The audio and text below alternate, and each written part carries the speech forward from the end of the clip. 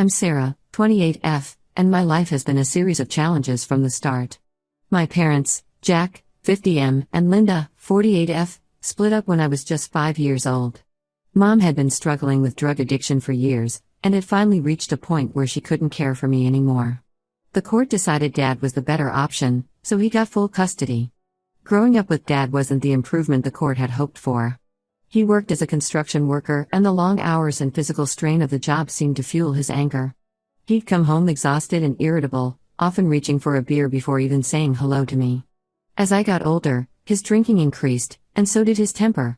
I learned quickly to make myself scarce when Dad was in a bad mood, which was most of the time.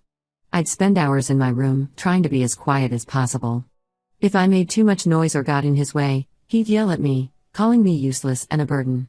Sometimes, when he was really drunk, he'd get physical.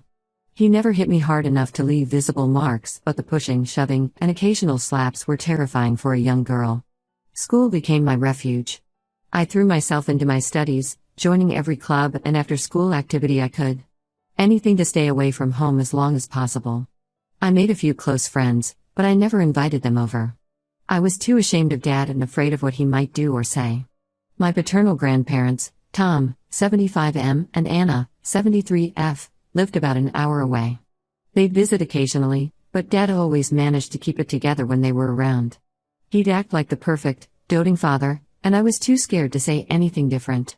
When I was 14, everything changed. It was a Saturday, and Dad had been drinking heavily all day. I was in the kitchen, trying to quietly make myself a sandwich for dinner, when I accidentally dropped a plate. It shattered on the floor, and Dad came storming in. He was furious, yelling about how I couldn't do anything right.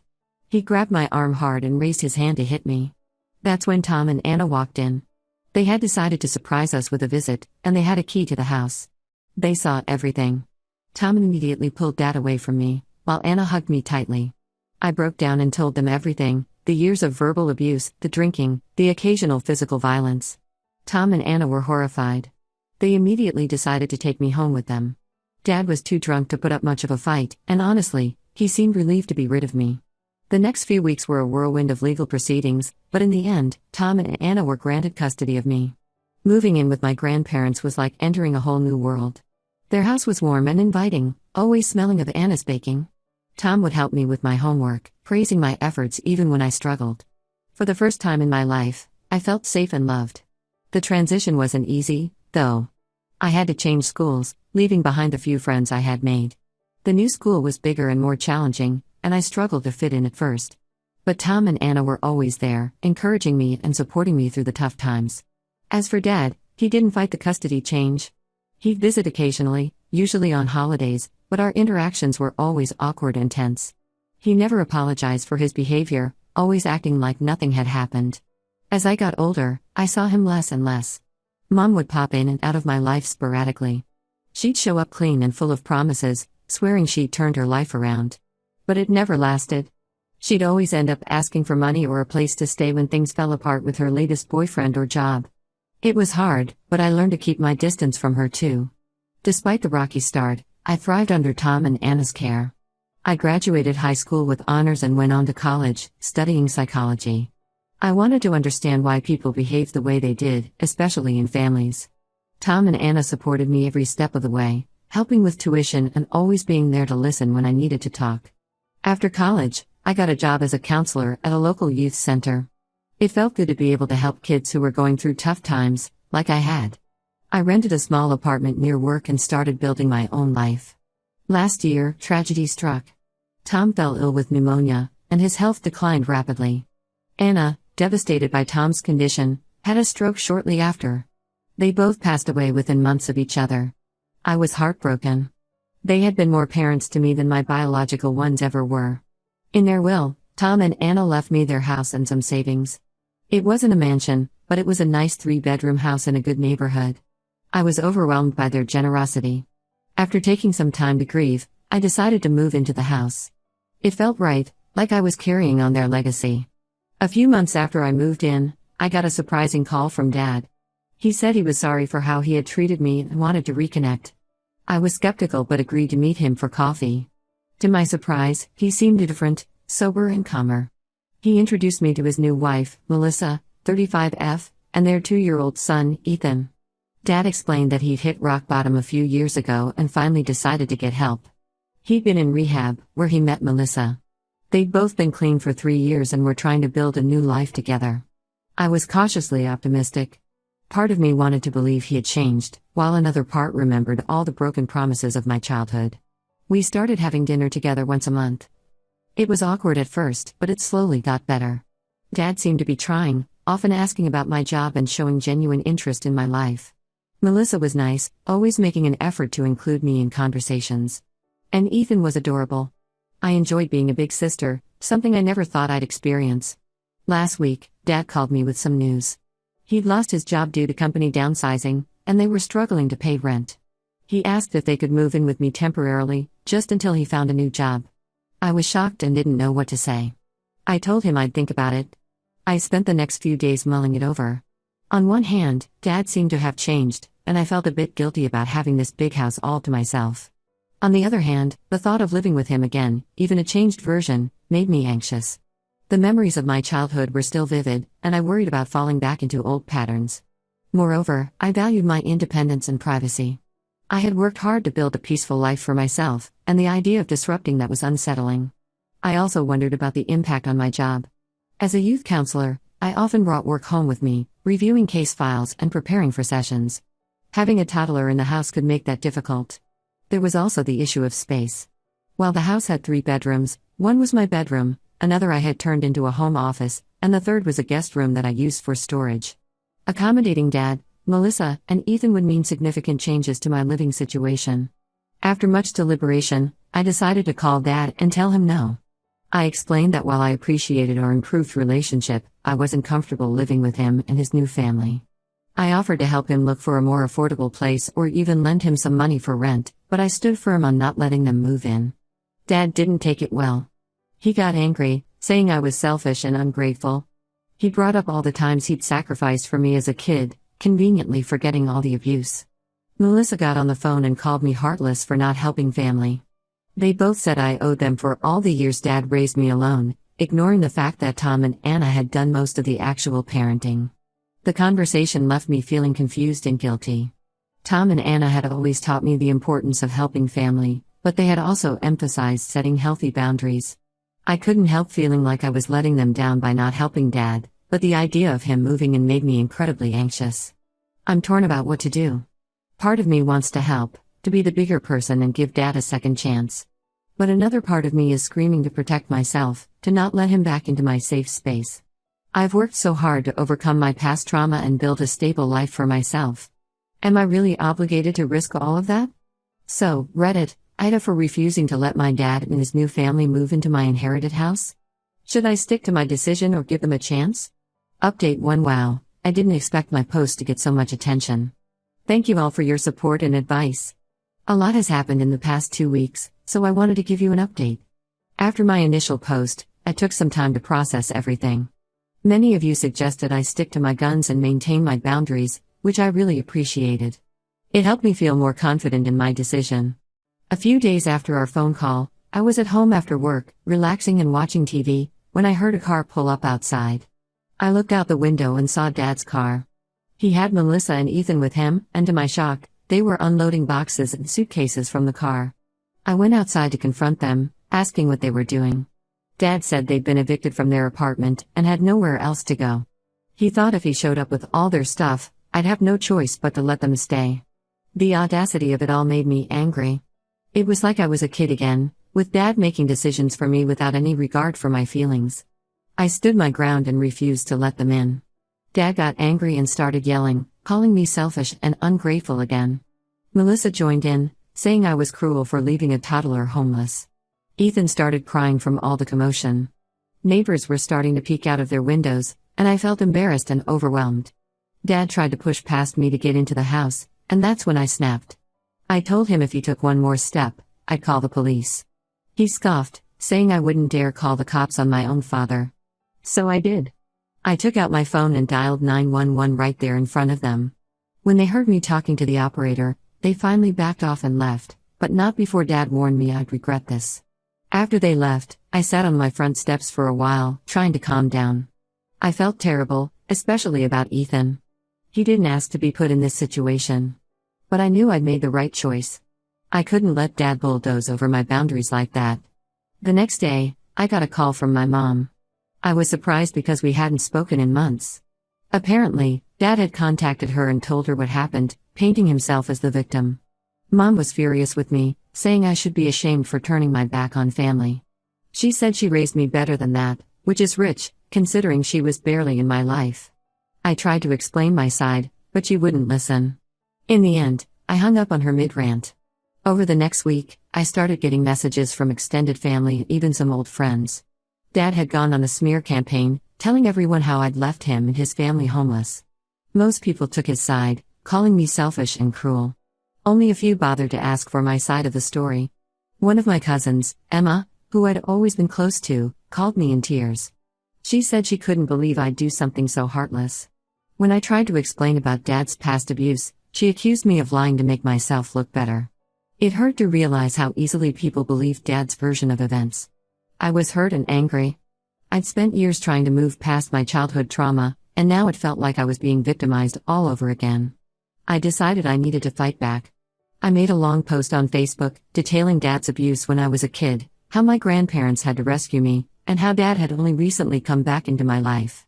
I explained the situation with the house and how he tried to force his way in. I ended by saying I was done with toxic family members who only wanted me for what I could give them. The post caused a huge uproar. Some family members apologized for jumping to conclusions. My Aunt Karen, Dad's sister, reached out to say she believed me because she had experienced similar treatment from him when they were young. Others doubled down, saying I should forgive Dad and let the past go. A few even accused me of lying about the abuse, saying I was just trying to get attention. The whole situation was affecting my work. I found it hard to concentrate on my clients' problems when my own life felt like it was falling apart. My boss noticed and suggested I take a few days off to sort things out. I was grateful for her understanding. In the midst of all this drama, I got a surprising message from Melissa. She apologized for her part in the situation and admitted she didn't know the full history between Dad and me. She said they were staying with her sister for now, and she was thinking of leaving Dad because he'd started drinking again. I felt bad for Melissa and Ethan, but I knew it wasn't my responsibility to fix their situation. I told Melissa I appreciated her apology and wished her well, but I needed to maintain my distance from all of them for my own mental health.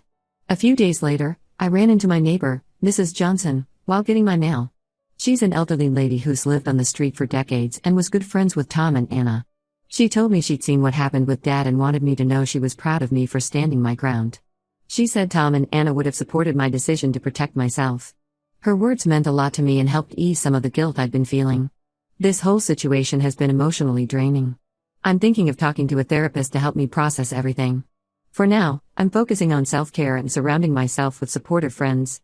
I've also decided to go low contact with most of my family for a while. I'm still struggling with feelings of guilt and doubt, wondering if I did the right thing. But I'm trying to remind myself that it's okay to prioritize my own well-being. I can't set myself on fire to keep others warm, especially when those others have hurt me in the past. I'll update again if anything significant happens. Thank you all again for your support and advice. It's been a huge help during this difficult time. Update 2. Hello everyone. It's been a while since my last update, and a lot has changed. I appreciate all the support and advice I've received from this community. Here's what's been happening. About a month after my last update, I received a call from the local police department. They informed me that my dad had been arrested for drunk driving. He had Ethan in the car with him at the time. Thankfully, no one was hurt, but it was a close call. Melissa had left him a few weeks prior, but he had visitation rights with Ethan. I was shocked and angry, but also felt a strange sense of vindication. This incident proved that I was right not to let them move in with me. I can't imagine how stressful and potentially dangerous it would have been to have Dad living in my house, especially if he was drinking again. The police asked if I could take Ethan temporarily while they sorted things out with Child Protective Services. Despite my complicated feelings about the situation, I couldn't leave my little brother in foster care. So, I agreed to take him for a few days. Those few days turned into weeks. Melissa was struggling to find stable housing and work, and with Dad in jail awaiting trial, I became Ethan's primary caregiver. It was challenging, to say the least. I had to take time off work, rearrange my house to make it toddler-friendly, and quickly learned the ins and outs of caring for a 2-year-old. Ethan was understandably confused and upset at first. He'd cry for his mom and dad, and I felt helpless. But slowly, we started to bond. I found myself enjoying our time together, reading him stories, playing games, and watching him learn new things every day. During this time, I also learned some disturbing information about Dad. Melissa reached out to me and revealed that Dad had been lying about his sobriety. He'd been drinking on and off for the past year, hiding it from everyone. She also told me that he'd been pressuring her to have another baby, even though they were struggling financially. It made me realize how little Dad had actually changed. Melissa's revelation brought up a lot of old memories and feelings. I remembered how Dad used to hide bottles of alcohol around the house when I was a kid, how he'd lie to Tom and Anna about his drinking. It was like history was repeating itself, only now there was another innocent child involved. As for Mom, she showed up at my door one day, saying she'd heard about the situation and wanted to help. I was skeptical, but she seemed sincere. She explained that she'd been clean for 2 years and was trying to make amends. I let her visit with Ethan a few times, always supervised. It was strange seeing her in a grandmother role, but she was good with him. Her presence brought up mixed feelings. Part of me was glad to see her doing better, but another part remained wary, remembering all the broken promises of the past. Last week, there was a custody hearing for Ethan. Melissa asked if I would consider becoming Ethan's legal guardian, at least temporarily. She said she needed time to get back on her feet, and she trusted me more than anyone else to take care of him. It was a huge decision, but after much thought, I agreed. I couldn't bear the thought of Ethan going into the foster care system. The judge granted me temporary guardianship of Ethan. Dad, who attended the hearing, was furious. He accused me of trying to steal his son and turn him against him. The judge shut him down quickly, pointing out that his recent actions showed he wasn't fit to care for a child right now. Seeing Dad in the courtroom, looking disheveled and angry, was a stark reminder of my childhood. It reinforced my decision to keep Ethan safe from that kind of environment. So now, I'm suddenly a guardian to a 2-year-old. It's not how I imagined my life would go, but I'm determined to give Ethan the stable, loving home he deserves. I've turned the spare bedroom into a room for him, and we're slowly settling into a routine. It's been an adjustment, balancing work and childcare, but my boss has been understanding, allowing me to work flexible hours. I'm still processing everything that's happened. I feel angry at Dad for putting Ethan in danger, sad for the childhood I never had, and overwhelmed by my new responsibilities. But I also feel stronger than ever. I'm breaking the cycle of abuse and addiction that's plagued my family for generations. I'm not sure what the future holds, but I'm taking it one day at a time. Thank you all for your support throughout this journey. Your advice and encouragement have meant more than you know. Update 3. Hello again, everyone. It's been 6 months since my last update, and I wanted to share how things have progressed. Ethan has been living with me full-time for 9 months now, and I'm amazed at how much he's grown. He's talking more, learning new things every day, and his personality is really shining through. It hasn't been easy adjusting to life as a guardian, but it's been incredibly rewarding. I've child-proofed the house, learned to balance work and childcare, and even joined a support group for kinship caregivers. The support group has been a lifeline. It's comforting to talk to others who understand the unique challenges of raising a family member's child. We share advice, frustrations, and small victories. It's helped me feel less alone in this journey. As for the rest of my family, things have been complicated. Dad was sentenced to 18 months in prison for the DUI and child endangerment charges. He's required to complete an alcohol treatment program as part of his sentence. He's sent a few letters, mostly blaming everyone else for his situation. I haven't responded. Reading his letters brings back painful memories, and I've decided it's best for my mental health to maintain distance for now. Melissa has been making progress. She's found a steady job and is in therapy. She visits Ethan regularly, and we're working on a co-parenting arrangement for when she's ready to have him back full-time. It's not always smooth, but we're both trying to put Ethan's needs first. We've had some disagreements about parenting styles, but we're learning to communicate better. Mom has been surprisingly consistent in her visits. She's still clean and has been a big help with Ethan. We're slowly rebuilding our relationship, but I'm keeping my guard up. I've made it clear that any slip back into old habits means she loses access to both of us. It's strange to see her as a responsible adult after all these years, but I'm cautiously optimistic. The most unexpected development has been my relationship with my paternal aunt, Karen. She reached out after hearing about the situation from other family members. Unlike the others, she believed me about Dad's abuse because she had experienced similar treatment from him when they were young. She's become a great support system for me and a loving great aunt to Ethan. Her understanding and validation of my experiences have been healing in ways I didn't expect. Last month, I decided to start therapy myself. It's been helpful in processing my childhood trauma and navigating my new role as Ethan's guardian. I'm learning to set healthier boundaries and prioritize my own well-being alongside Ethan's. My therapist has been helping me work through the complex emotions surrounding my family relationships and my new responsibilities. I've also been thinking a lot about Tom and Anna, my grandparents. I wish they could see me now, see how I'm using the home they left me to provide a safe haven for Ethan. I think they'd be proud. Their love and support gave me the strength to break the cycle of abuse in my family, and now I'm passing that on to Ethan. I've been telling Ethan stories about them, showing him pictures, trying to keep their memory alive. I'm glad I stood my ground when Dad tried to move in. If I hadn't, who knows what might have happened to Ethan. It wasn't an easy decision, but it was the right one. I've learned that sometimes being family means making tough choices to protect the vulnerable. I'm taking it day by day. Melissa's progress gives me hope that Ethan might be able to return to her care eventually. If that happens, I'll make sure to stay involved in his life. If not, I'm prepared to continue raising him. Either way, I'm committed to giving him the stable, loving childhood I never had.